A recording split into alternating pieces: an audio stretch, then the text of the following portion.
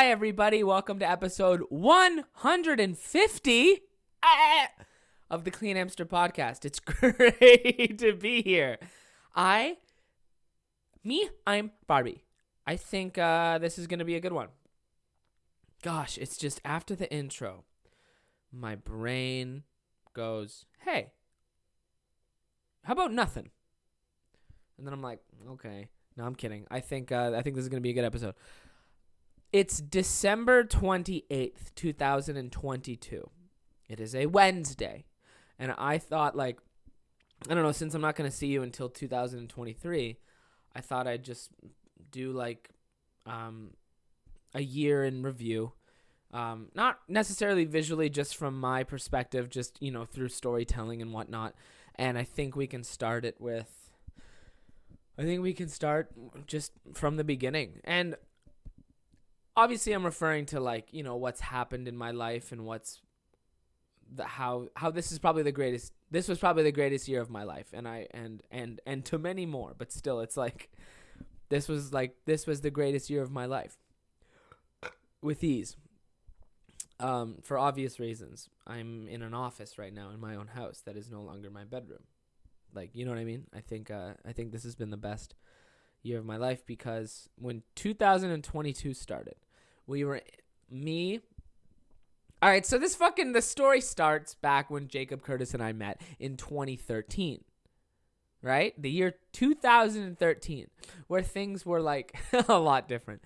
All of us looked different. None of us had cancer, and it was just easy peasy, squeezy, lemon, fucking queasy. Because we were children. I was 17 years old. They were both 19 years old, and we created a friendship was made, right? A trifecta of friendship.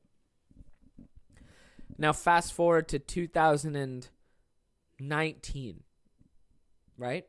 From 2013 to 2019, obviously all three of us had, we had our jobs to keep us afloat and make money and pay rent and live and survive in the city of Toronto where we all lived and still live. And obviously through all that, we would always do stand-up whenever we could.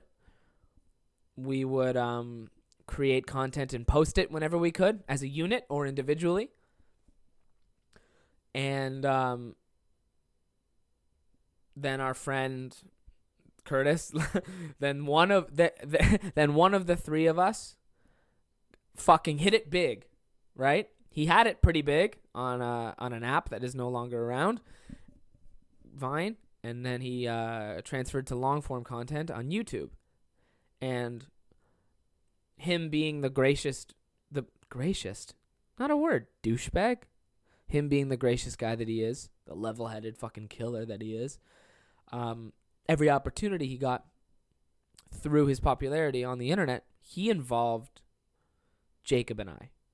Either or, but he always went out of his way to involve Jacob and I. Because we were his best friends. We still are. It's just we are on the same wavelength, right? Any opportunity, hey, we're going to do a show. You guys are on, just anything. Hey, I fucking got this thing. You guys want to come with me? Anything. He brought his fucking boys. He brought his people, right? Me, Jacob, Jenna. That's who. Curtis plus 3. Every fucking time there was a thing that he got invited to, a show, anything, right? And obviously, through all that, all of us individually still doing open mics and stuff. And then the year 2019 happened. And 2019 was an amazing year. I was 22 I was 23. I was 23 years old. And the Raptors won a fucking championship. The Toronto Raptors won a championship. That was great. And that was an incredible year just for all of us because Jacob was in love and he moved in with somebody, and Curtis was starting to fucking hit millions of views on YouTube, and I was working at Earl's. I'm not saying that's the joke. I'm saying I was stoked.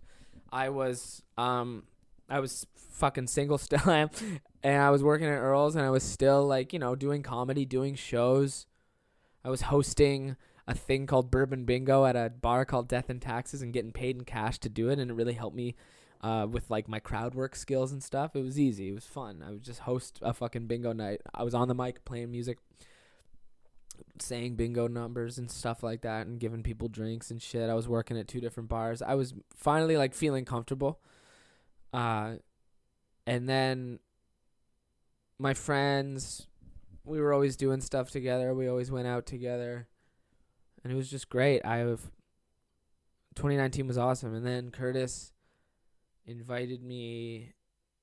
No, not in then, but preceding everything I just said, Curtis had invited me onto his channel to do a collaboration video where he was like, "Do you want to come like sit next to me and just react to some funny shit?"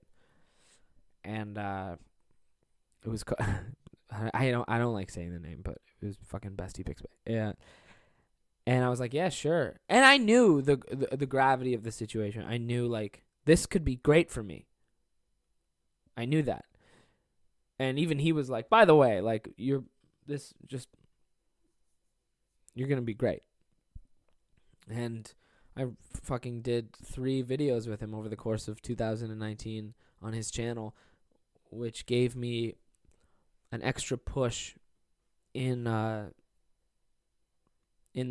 social media department. You know, everything fucking went up. Twitter, YouTube, even though I wasn't really posting on YouTube, and Instagram. Like, just all of a sudden I felt like I was like, "Oh my God, I'm fucking famous. This is crazy. Like, this is weird. I'm Curtis's friend Dean. This is nuts." And through that, some opportunities came along. But I was still working. I was still working jobs. I had a bar backing job at Earl's and at Bangarang. And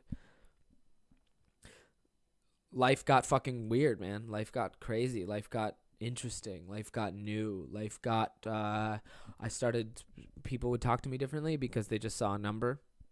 They would just see a number with my name.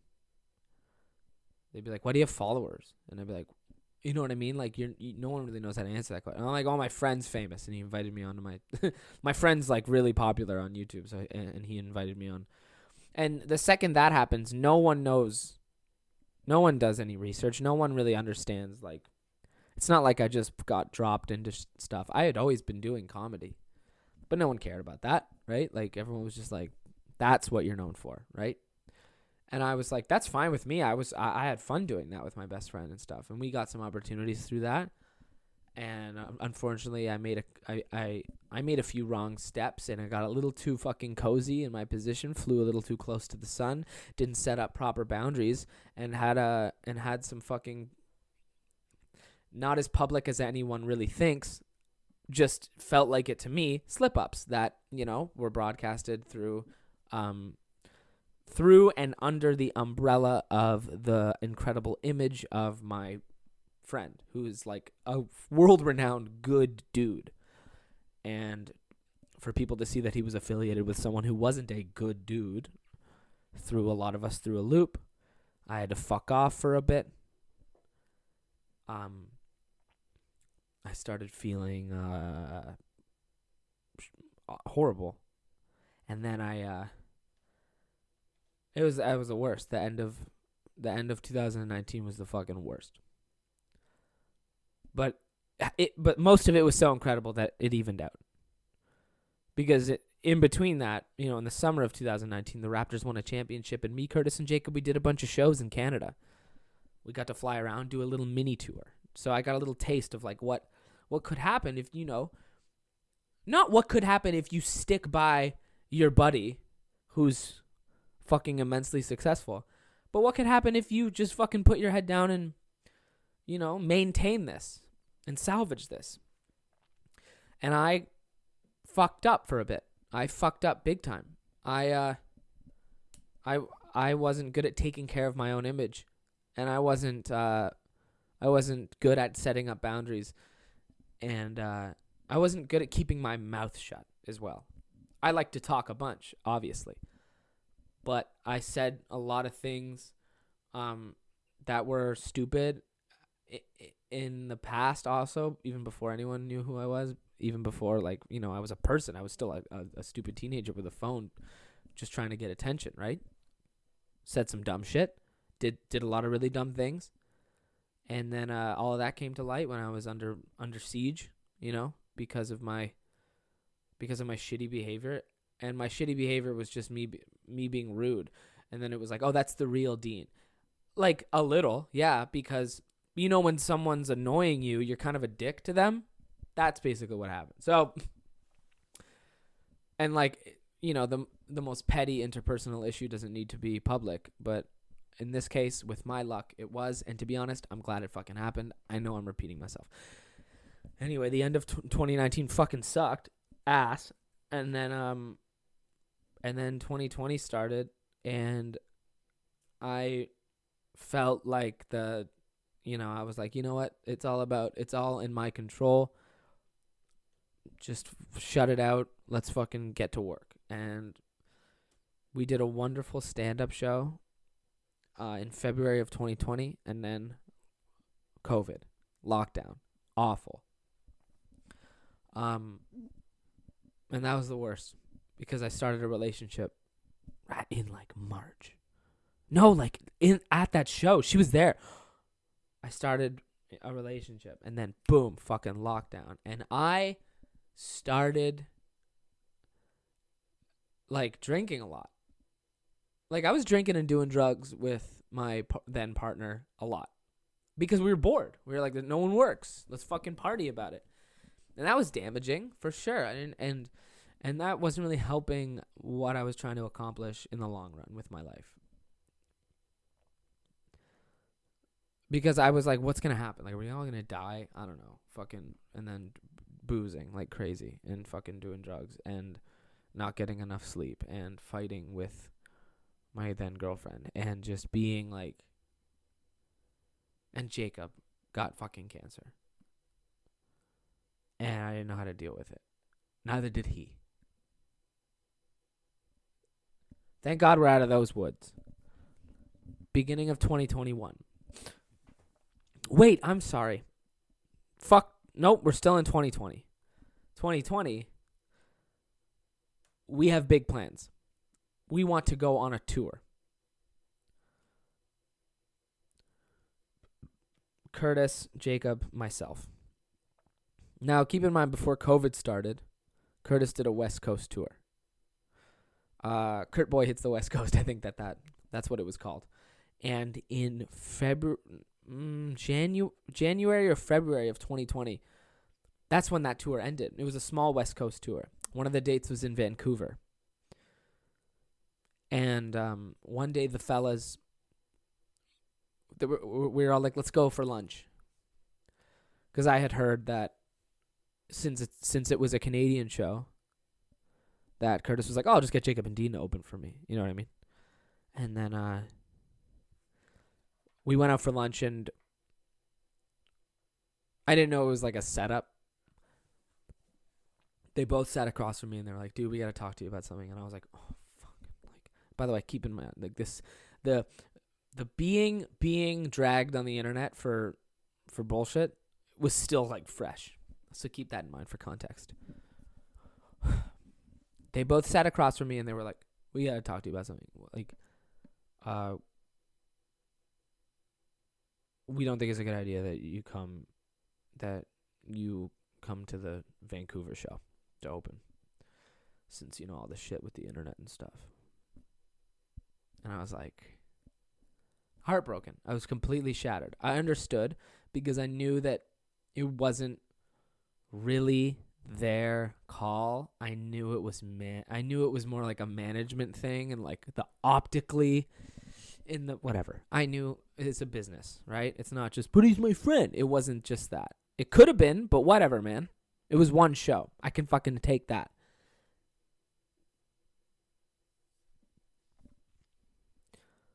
And it was raining. I remember the window was behind me in the restaurant. It was like, all right, man, like this is what, and also there's no blame for anyone else. I was like, I did all this. I fucked up. Yeah, man, make your bed, sleep in it. That's life. Like, this is what I was like, of course. Of course. But this was also before we knew that no one in real life actually cares about what's going on the internet. Like, literally no one would ever, like, go to a comedy show and go, wait a second. No. They'd be like, isn't that guy in trouble? Whatever. Like, it really doesn't affect. It's just people who are bored being like, oh, thank God. And then that's what it is. And then it becomes always mostly on the internet. Just bullshit, right? But they don't say shit to your fucking face. Unless you're a guy I went to high school with who is really drunk 2 weeks ago at a bar. Anywho, that's how 2020 ended. No, that's how 2020 started. And then I got a girlfriend, blah, blah, blah, blah, blah. Everything I said earlier. I was drinking a lot and stuff, and I was just fucking bored. I shaved my head for Jacob. And that didn't really cure him, but I tried. And then Jacob, cancer. And through all that, Jacob and Curtis started creating content together. And from my point of view, I was jealous. I was fucking pissy. I was like, I want to be there. I was fucking mad as fuck. Because I know how the internet goes. Oh, fucking Dean's been replaced. I saw the comments. I was pissed. But it has nothing to do with me. It has nothing to do with me. It's fucking, they can do whatever they want. So who cares? YouTube video, doesn't matter. Jacob's shit starts to fucking go with me, right? Curtis, the king of just putting you on, you know what I mean? Literally just giving you that extra push. Thank you, man. Like, fuck. So, while we're at home, while we're all cooped up, we get a call from Curtis's manager. And this is like May or June 2020. Like, fucking still, there's lockdowns going on like fucking crazy. It's pretty much summer 2020. We get the opportunity to sign with the same management group as Curtis, because they want to do a fucking tour. They want to do a big ass tour, an American tour. And what's needed for that is work visas, work permits, right? And so to get ours going quicker, we need the backing of an American company. And the American company is this management group that represents Curtis. So we're like, can you just sign with us? And we'll also help you with any other endeavors that you got going on creatively. But it'll help the visa application process more if you sign with us. Great. And then we found out that Curtis fucking paid. He paid for us to get our visas. He fronted the money himself to get me a work visa and to get Jacob a work visa. I can't fucking thank him enough for that. Like, I said it at the end of my set during every fucking show on the tour that just went by. He changed my fucking life. Now, unfortunately, that comes with patience, because this was summer 2020, and they're like, we're going to try our best to aim for fucking 2022. And I'm like, 2022, that's fucking 20 years from now. You know what I mean? And like, I'm still, So in the meantime, I now have management, right? And I don't know if a lot of you remember this, but remember when I made commentary YouTube videos weekly for like 5 months? That's because I was fucking dipping my toe. I had management being like, I had meetings every fucking week. I had like creative directors being like, try it. Like, try doing commentary. Like, we saw what you're capable of. You used to make videos with Curtis. You got your podcast. You know what I mean? Try your best. And I tried. Also because I had nothing else to do. I was inside the whole goddamn time. It was lockdown. It was COVID. Like, everything was fucked. And I started making YouTube videos. Bangers, to be honest. I think my discography is literally perfect. You know what? I'm going to be honest. They're fucking good. The video I made about the movie my mom was in. Go fucking watch my YouTube videos if you haven't seen my commentary shit, okay? They're fucking pretty good. My bar mitzvah one is killer. Anyway, my best work on YouTube easily is the video I made about bar rescue, because I got a bunch of different people I used to work with throughout the years in the restaurant industry to talk about how shitty I was as a fucking worker. Anyway, I tried that. I realized after 15 videos. Also, I know 15 things. Those are 15 things I wanted to talk about. I was like, this isn't for me. It felt disingenuous. I didn't like it. I did not like going, hey guy, that's not me. No, I can't do it. I'm more of a dickhead than that. I just can't fake it that well. This is more of a genuine thing right here. Like, this is 100% me. This is the way I speak. This is how it is. Anyway, 2020 ends. I'm like 24, 25 at this point. And then shit starts going up again, right? And then middle of 2020, 2021, like, I'm back at work. I'm doing my thing. We're trying our best to do shows. We started doing It's Fucking Cooking again. We started booking some shows at this other place called Hail Mary just to get stand-up going again, because we felt like tours were happening. And guess fucking what? In middle of 2021, middle to end of 2021, we fucking went out. And the poster's right fucking there. It's right there. That one right there. The Let's Try This Again tour. It finally happened. I'm using the visa that Curtis fucking paid for. We got hotel rooms. We're doing shows in fucking North Carolina, fucking Boston. We were in Texas. We went to... Where the fuck did we go? I'm sorry, hang on. Where the fuck did we go? Holy shit. Oh, that's right. Oh, this tour started in fucking... Oh, my God, wow. It was only a 2-month tour.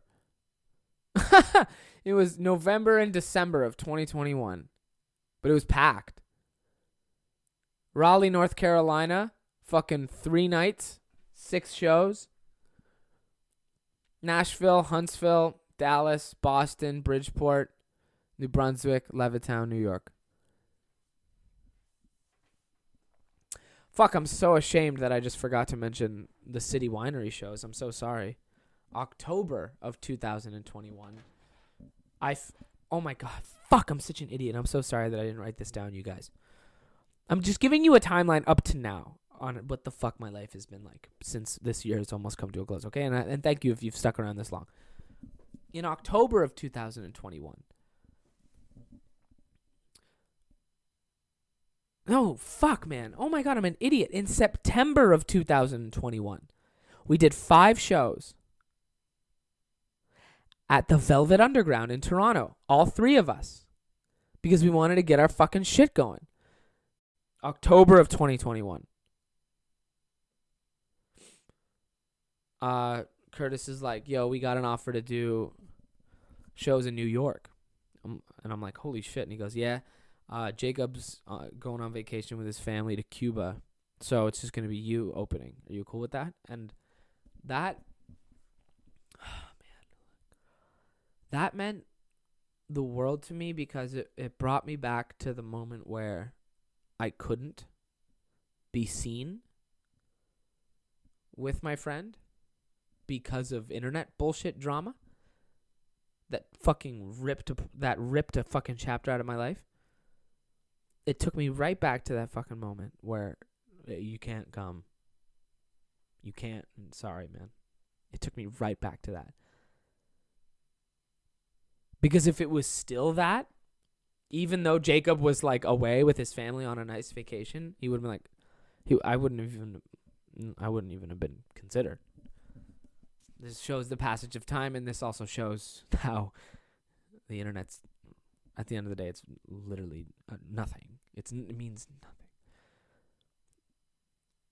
Because that's my friend who's like, my buddy's talented and funny. I'd like him to open for me. Just me. And that meant a lot to me, because it was like, you took some shit, and look, I did my fucking job at Velvet Underground. I killed it. Because I was like, this is all I got left. This is all I got left of these live performances where I'm good. I'm like, oh, this is a sure thing. Fuck what I record and put on the internet. Fuck the digital footprint bullshit, man. These live shows is where I'm going to absolutely destroy.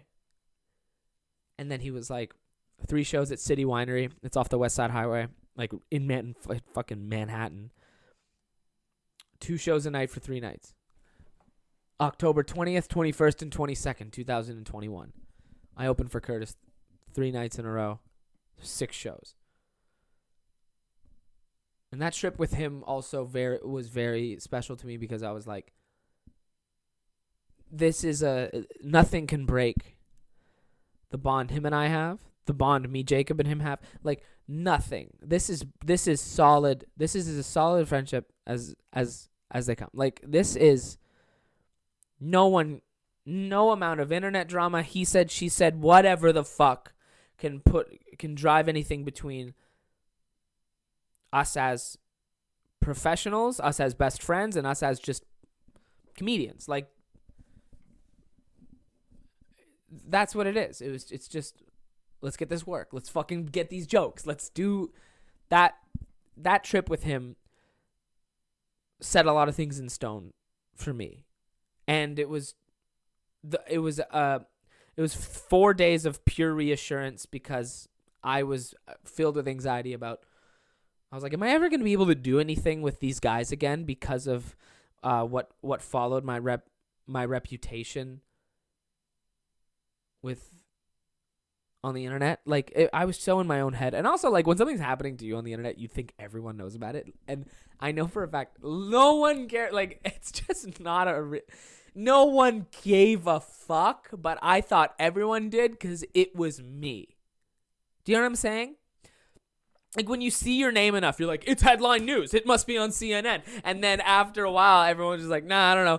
Tops. Seriously? Maybe 5,000 people on this earth know.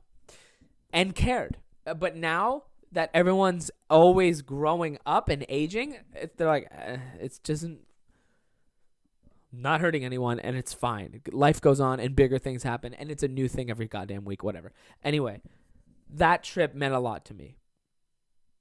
Because not only did my best friend trust me to open for him for fucking... It's just like, I was like, yeah, everything was always going to be okay. I was like, this is fucking... Oh my God, man. It was fucking incredible. And then... November and December of 2021. The Let's Try This Again tour. Me, Jacob, and Curtis. We used our fucking visas. We did our fucking thing. We had our own merch. We're doing our podcasts every week. Shit is going well. Right? Those shows were amazing. That tour was fucking amazing. And then 2022 begins. And we got like fucking 10 months. Oh, excuse me. Between the Let's Try This Again tour and then the Curtis Connor live tour. But we didn't know about the Curtis Connor live tour yet. So the Let's Try This Again tour fucking ends. And I'm sad, dude. I come home and I'm still living with some fucking loser and his dumb girlfriend. Bitch. And I'm just kidding. She was nice. Jesus Christ. And I'm just like, I have the most money I've ever had in my life. There it is. Cat's out of the bag, huh? Oh! Cat's out of the bag. So, and I'm like being an idiot, kind of, with it. But whatever, I had fun. And then I was like, you know what? Like, I'm bored as fuck. I don't want to be unemployed. I got some jobs back.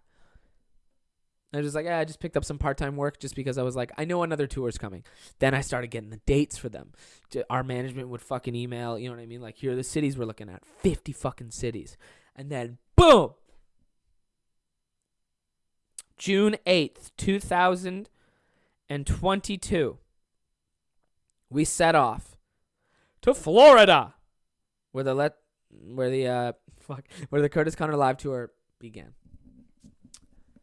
And then for the next 5.5 months, June, July, August, September, October to November 8th, We were on tour. There's 4 breaks. There's 4 little 10-day to 12-day, sometimes 5-day breaks mixed in there, obviously, so we wouldn't all murder each other. But we had a tour bus. One burnt down. One tour bus burnt the fuck down. The day I found out it burnt down, I was on my way to my bubby's funeral to be a pallbearer in the fucking pouring rain. Terrified. So I was like, I would arrange the poise, huh? Would arrange the fucking poise, huh?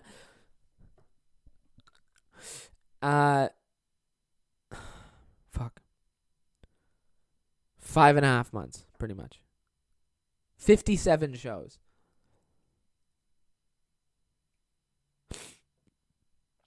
It ended in November. It ended in Vancouver. It was the best year of my fucking life, man. Now it's December 28th, 2022. A few more days left of this year, and I'm proud and satisfied of who I'm constantly of how I'm constantly evolving as a human, and how how I'm learning and growing every day, and I love laughing. I love laughing and being fun, and I love my best friends. And I'm very thankful for them, because I don't know how else I would get these types of opportunities to live my dream. And not the funniest episode of Clean Hamster, but I'll take it. I think also that Jacob and I are planning a tour. I don't know how long that's going to take, but just him and I in Canada, and I hope that happens. And then eventually, I know Curtis, Jacob, and I, we're going to go fucking international, just for a little bit, just to see what's up. So I hope everyone has an amazing New Year's celebration, and I hope everyone checks something off their bucket list in the year 2023, because 2022 was the best year of my life, and I want to see if I can top it. So thank you very much for listening to episode 150 of the Clean Hamster Podcast. A year in review! I love you guys. Thank you so much for listening. You guys are incredible. Thank you for everyone who supports this podcast. Thank you for everyone who buys merch. Fuck, that's so sweet of you. I love my 2 best friends, Jacob and Curtis, with all my heart. I actually think I'd be a drug addict if I weren't best friends with them. Enjoy. And I'll see you soon. I'll see you in 2023. Goodbye.